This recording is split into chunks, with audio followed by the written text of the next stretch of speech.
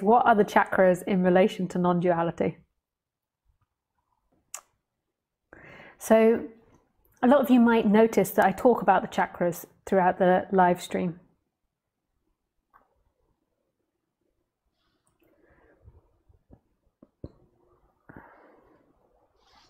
And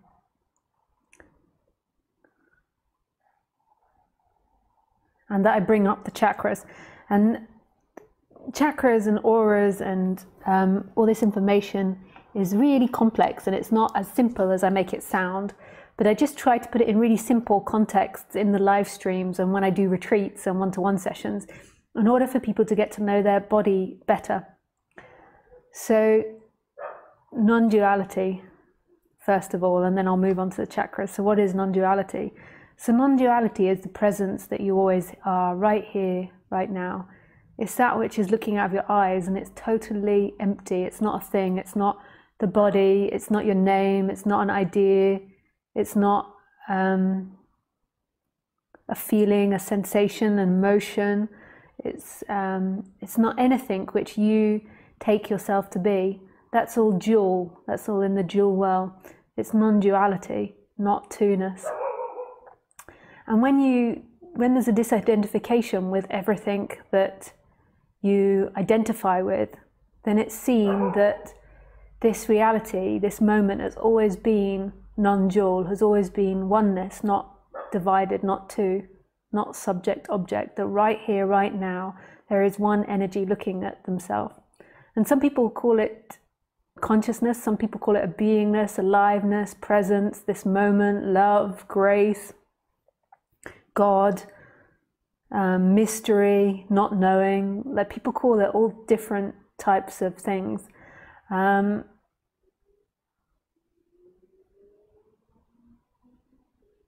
then there's this whole teaching about what's prior to that, that nothing is prior to that, and some people call nothing and everything. It's a complex subject that you can go into infinite detail about.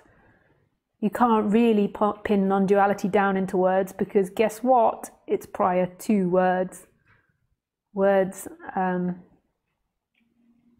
it.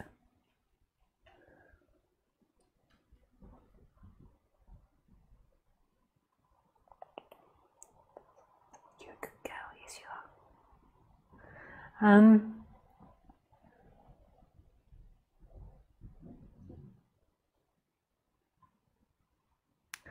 So that's what non-duality is. But a lot of people, when they come to non-duality, what they're actually looking for is more peace in their life. And when they begin to listen to non-duality or the non-dual message, it feels more peaceful. Because it's nice to just not have to deal with the person's problems or the person's emotions, and to go into something that's more deeper than the person. So it's like a relief in a way, listening to non-duality. But what's happened in the person after many, many years of being identified with a name, a body, emotions, ideas, is something called seeking's arisen. And seeking to me is not the movement towards pleasure and the movement away from pain. That's a very natural occurrence that happens in the body. Seeking is when you believe that pleasure will bring you home. Pleasure will bring you non-duality. And it's not a conscious thing. It's not like you're walking around like, where is non-duality? I'm going after it. It's an unconscious thing, because once you identified, you felt like you lost something. So for an example, as a child, like when you were a child, you remember a freedom that's beyond you. You remember something like bigger than you, and you remember this wonder and this mystery and playing for no reason and doing things without a time limit or without having to do it or should be doing it. There was just playing and laughing and joy. And there is a freedom for most people that's associated with childhood. And as they got older and older and older, life became harder and harder and harder and more stressful. And a lot of people can connect with that freedom that they felt in childhood. And the reason that that is because you had less identity. And when you had less identity, there was less seeking that arose. Like, you felt more free, you felt more connected to your true self. And then as the identity began to take hold, you began to become smaller, and then there was this seeking to try and find that which you had in childhood and early childhood in pleasure. So you're trying to look for that wonder and mystery of childhood, that sense of being at home in the future, in money, in your environment, in children, in having a house, in traveling the world, in holidays, in work, in success, in being popular amongst your friends, in lovers, in sexuality, in being in love, and the list goes on, in shoes, in clothes. It can go on infinitely, like the pleasures that people seek in this world. And it gets worse and worse and worse as you get older. Like the seeking gets more and more intense. And then what happens maybe when you're in your late 40s and 50s, there is some form of surrender that begins to happen. You begin to realize that you're never going to make it, that everything you do doesn't get you there. You don't ever arrive. And in some ways that can be quite a peaceful realization, but for some people that's what causes like the midlife crisis, or people to leave their whole current life, leave their husband, their kids, try something new, or leave their wife and kids and try something new, or have affairs, buy cars, do crazy things. And basically what you've always been trying to do is get back to that which you were as a child. And everyone kind of knows this. Like everyone has this romantic view of youth and childhood, and like has this wish to be young again, or this wish to do it again. And as you go through life, you identify more with your mistakes, with what you chose wrongly, what you could have done, what you should have done. Whereas as a child, it was like a blank slate. But actually your life is like a blank slate now. Right here in this moment, it is blank. You've not made any mistakes. You've not got any disasters. It's all ideas appearing in your head. But that's beside the point for the moment. So I bring in chakras in relation to the seeking. So you've got the non-duality, that the direct pointing to who you are, and in that you don't really talk about the chakras.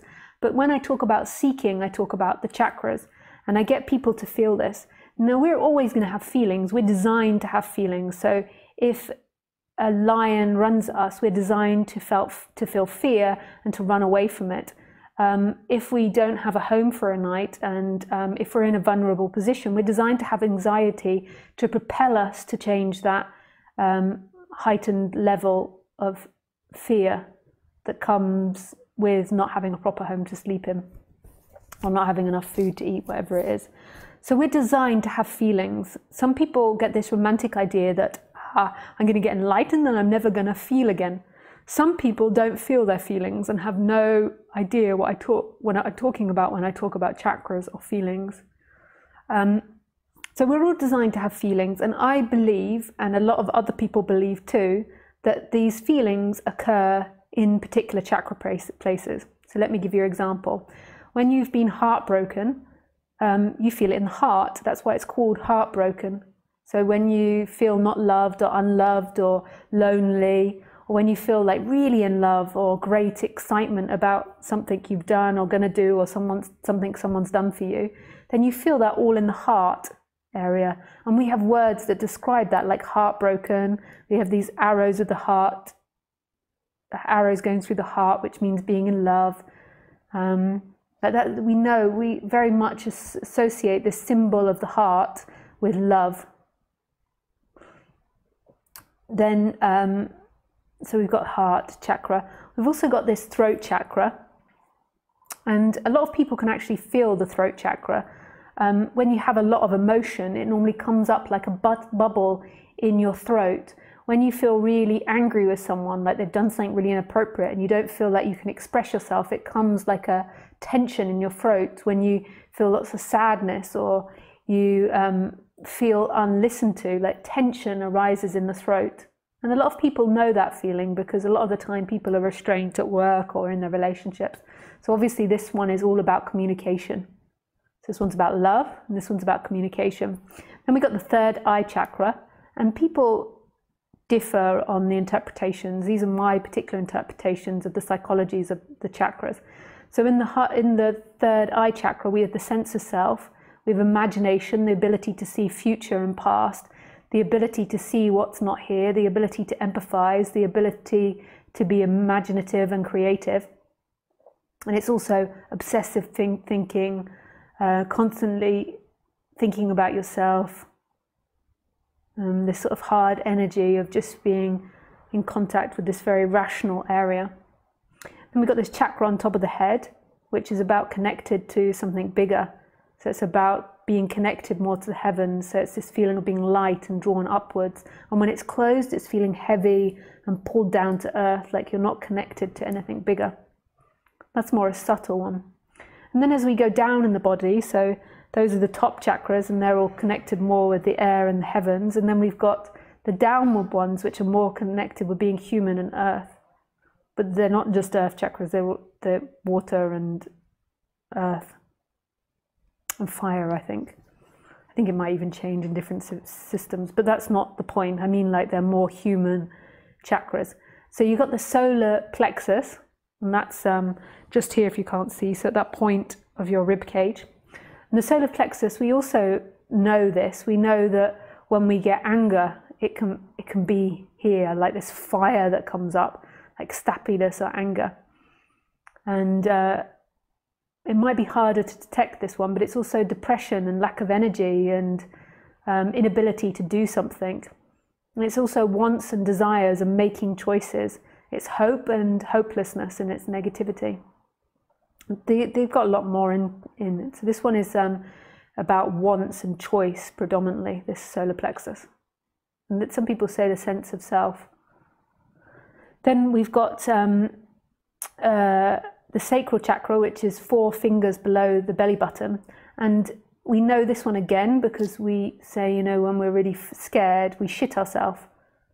So I shat my pants. So we do have an association with anxiety and fear being in the abdomen and being lower in the stomach. And we have these sayings of shitting yourself. Maybe you don't have that saying in French or German, but we have it in English and American and Australian, I think. Not sure about Indian English. So we have that saying. And the Sacral Chakra is about creativity, sexual creativity and work creativity. And then also it's fear and anxiety and lack of strength. So the elements to it. And then we've got the Root Chakra, which is below the base of the spine. And the Root Chakra is feeling connected to the earth. So it's trust, feeling connected and grounded. And if you're not grounded in that, then you tend to be pushed more up into the higher chakras and not be grounded and not be able to deal with the human plane of existence. Not trusting life, running away from life. When you're seeking, so these chakras are like traffic lights, and to me, emotions go on and off dependent on what you're in relationship with. So when I'm working on my book, which I'm doing a lot at the moment, predominantly the area that's activated is my sacral chakra, so creativity.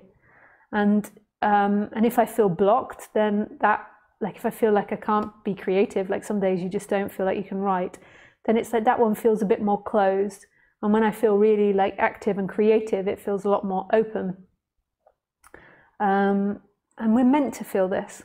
So when I feel like I can't do something, say related to the book, then this one will feel more closed. So then it will make me address what is it that I feel like I can't do, or what is it that's getting in the way, what is the obstacle. And so through that emotion, it's a helpful guide to help me understand what's going on in my work. And the same with the heart. So just give an example, like when you're in relationship with someone and you feel like they're being, say, passive aggressive, your heart might feel unloved by them. And that's a really helpful guide to understand what's happening in the relationship with that other person. And when they're being really beautiful, maybe your heart feels very loved with them.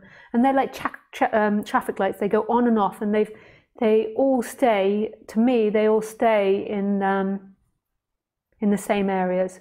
So when it's about love, it's always the area in my heart.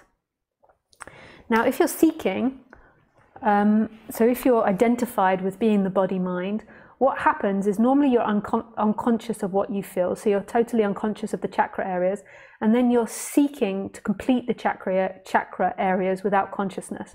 So say with the heart, you might be seeking to find love from another person. And you might believe that in finding love from that other person, you'll complete yourself and you'll be whole. So if you get somebody to give you attention, maybe it's like some famous movie star or somebody at work, and if they actually looked at you and recognized you as a human being and loved you back, you would be valid. And often we're not conscious that that's happening. And that's not the same as them being like traffic lights, like I was just explaining. This is like a long sought out desire that comes from not feeling complete. And it's a belief that you will be complete if that person gives you attention and fulfills you.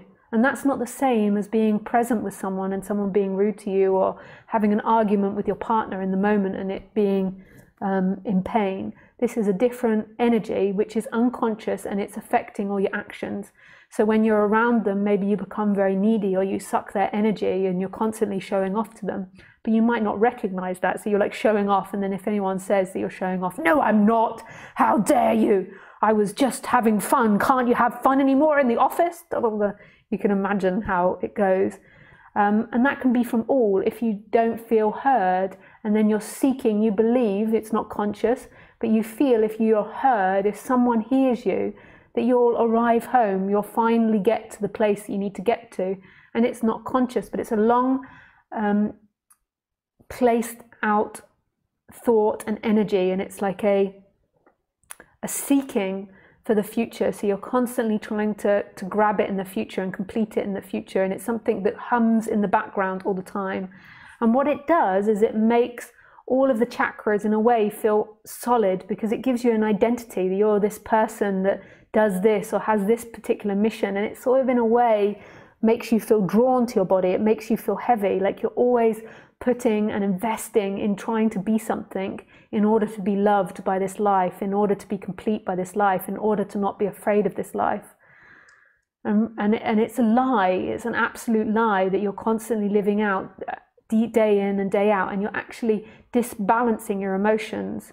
You're going in and you're constantly fixated about this person that you fancy giving you attention, and you're in this like emotional roller coaster, rather than being grounded in who you are, knowing who you are and being connected to that love source of who you are, and then just responding. And if you can fancy someone and responding and enjoying flirting with them, but knowing that having that person won't actually complete you, that just the act of flirting with them is a pleasure in itself and enough in itself. And if something manifests, then that's really beautiful, but it's from a completely different energy.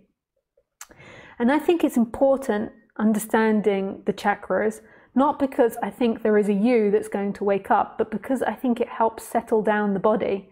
And I think it settles down the seeking energy. And the seeking energy is what makes people really crazy and really uncomfortable and sick and ill and mentally disturbed.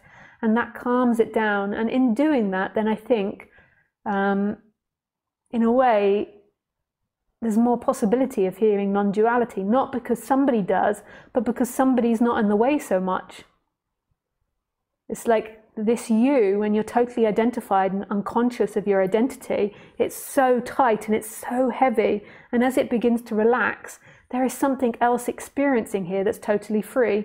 I do also accept and agree that you can be totally heavily identified, and then there can be this spontaneous awakening, and you can be really screwed up in the body and in the chakras, and there can be this awakening. But normally my experience is that then you get caught back up in your stories and you go back into the dream.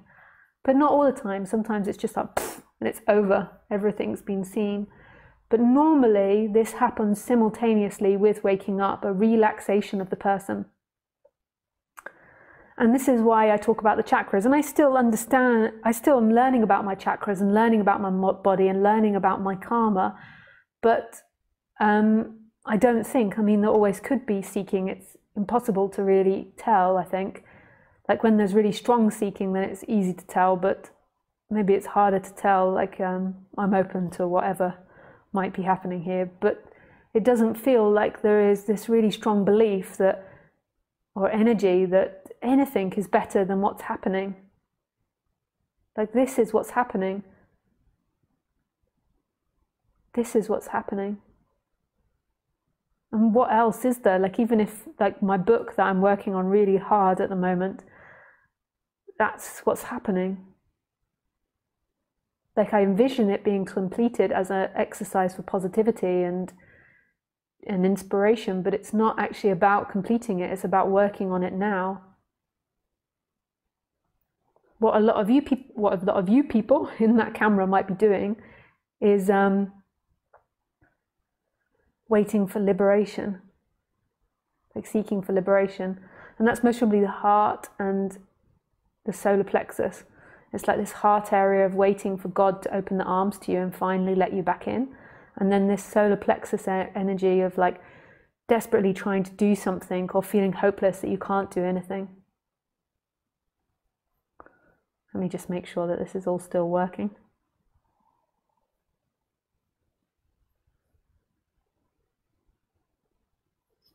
Yes.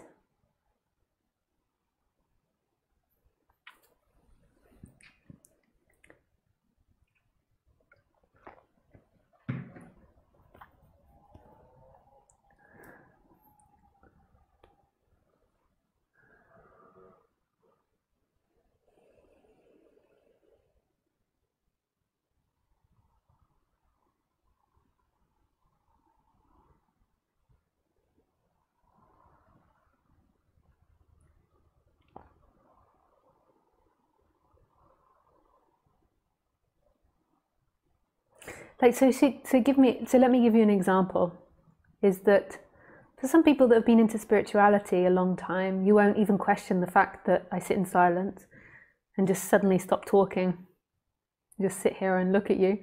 Like, so if you've been into spirituality, you'll be used to it, you'll have been with lots of teachers to do it, you'll have practiced meditation, and you'll have more perspective on it. But believe it or not, I get a lot of emails asking me and requesting that I stop doing that, and I'm losing audience by doing it, and there are lots of negative feedback about it, and some people angry that they've come to listen to me speak, and then how dare I just sit there and not say anything.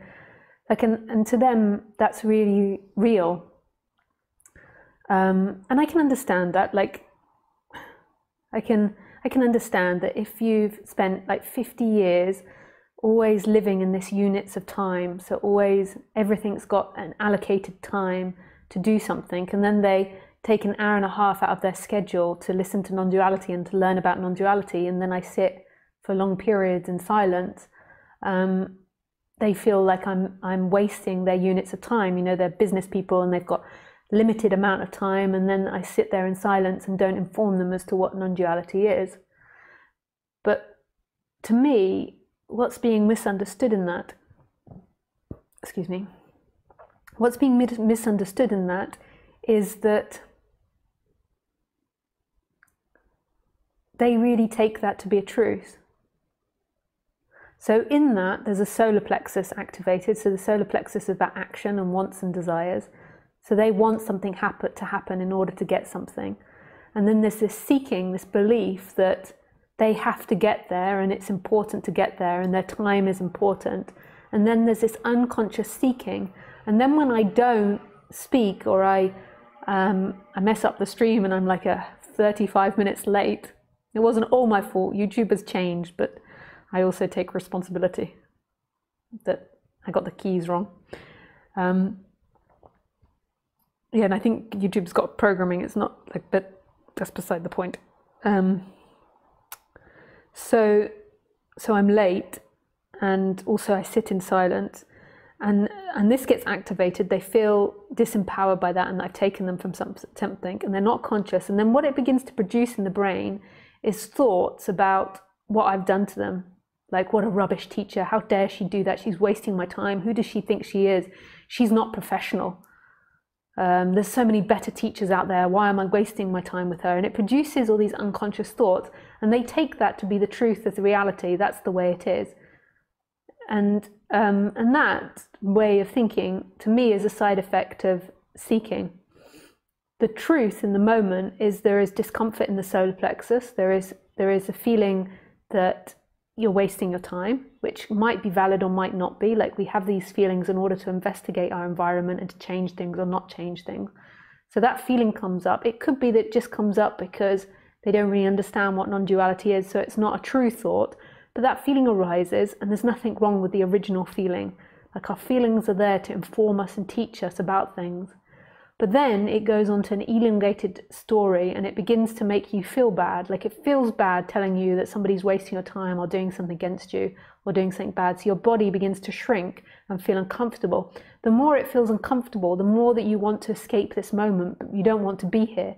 So then you could turn to, like, shutting down the computer and going somewhere else, taking an argument with your partner, eating food, drinking alcohol. A variety of different actions could be taken.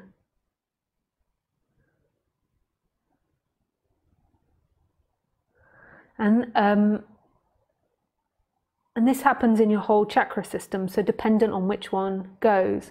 And to me, what I recommend to people is just going back to your initial feeling and your initial thought that's there, and making things really simple. So say that person that's come here, they've got this units of time and they're a very busy person.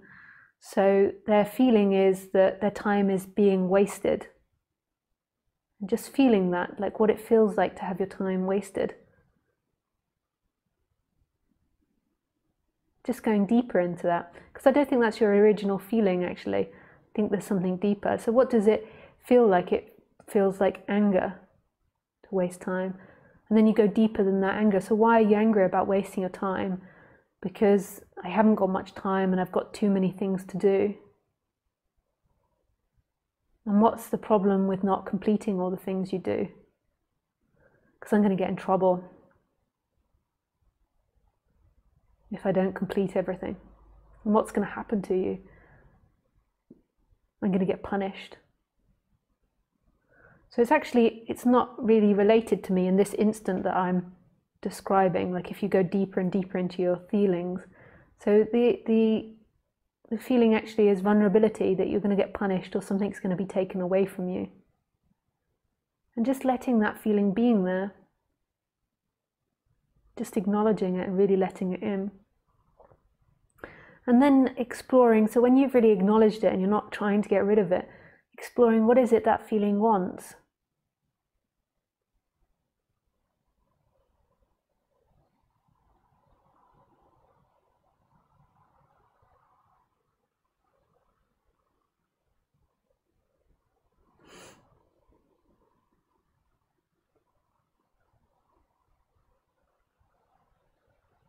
It could want a variety of different things. It could want to feel safe. It could want to feel strong.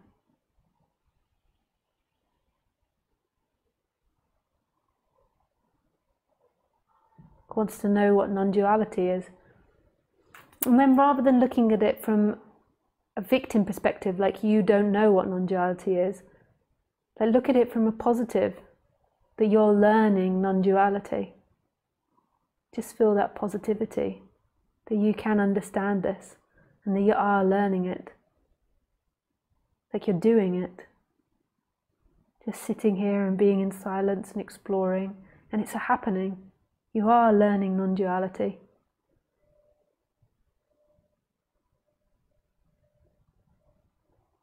And just feeling that positivity of that chakra. But you can stay in the negativity as long as you like, but then eventually you want to move to the positive, not because you always want to be in the positive of the chakra, just because most people are continuously in the negative of the chakra. So you're encouraging it into positivity, and then you want it to come back to neutral, and then it to be able to flow from either one whenever it needs to, either into negative or into positive, but it to be based in neutral. But you use the positive to help pull you up in that chakra.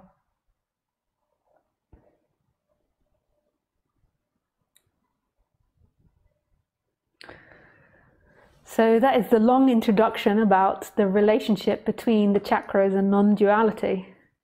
I'll go to questions now.